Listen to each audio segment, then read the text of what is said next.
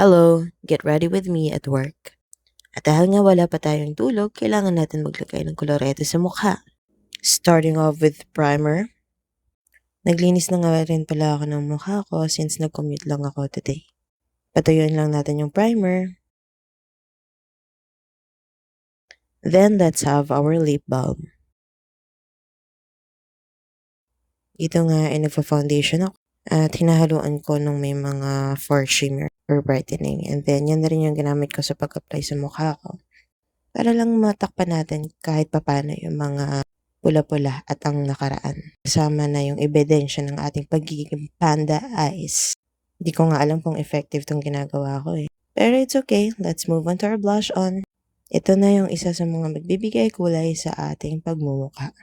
Pink nga pala yung pinili ko for today para kahit papano naman is medyo feminine.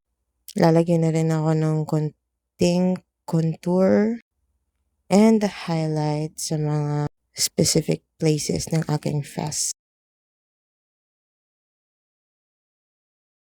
Blend it and remove the through tissue and apply tayo dito ng lip tint. Bago na ngayon packaging ng Happy Skin pero nasa old packaging pa rin nila ako. Iset nga lang muna natin to before tayo mag-proceed sa mga powder makeup. Set lang ulit natin to using BB Pond and blend it all out.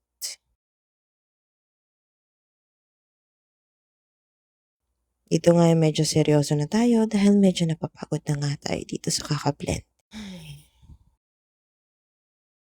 Magsisimula na nga tayong lagyan ng powder yung face natin para double makeup at mas long lasting yung colors sa ating face. Medyo nagulat nga lang ako dito sa part na to kasi ang pigmented pala.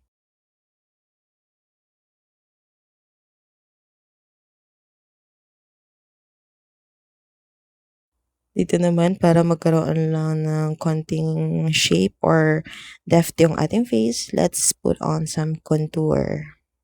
Actually, di ko na rin alam kung tama itong pinaggagawa ko.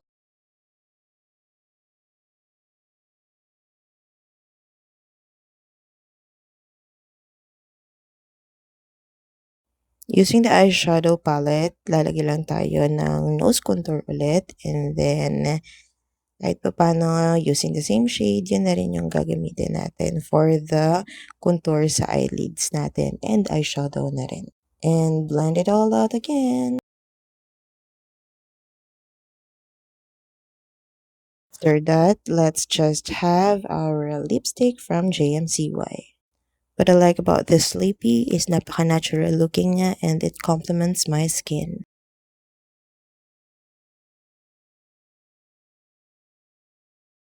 At sa isang tube, meron na rin tong lip gloss with shimmers. Tingnan nyo naman. Dito nga, at dahil bushy brows tayo, gagawin lang natin ng more bushy brows. Para kunwari, tame. Look at me. Set lang ulit natin lahat. Pero, inhale, and then, hold, and, finally, natapos. And hopefully, here's our final look. Ito na nga ba? Not yet. May natitira pa tayo, ang buhok. Dahil nga marami akong tutsa, may ginagamit ako. Itong parang stick na yan para i-hold lang yung mga tutsyang sa buhok ko. Tapos sobrang laking tulong din ng suklay na yan. Nagta-third person ba ako or nagsa-second person? Hindi ko na alam. Diba? Ang clean look lang niya. At dumating na nga ang aking co-worker. Pero Dedma, tuloy ang get ready with me. Pinapractice ko na nga dito yung smile ko. Anyway, here's the final look. Bye! Thank you for watching.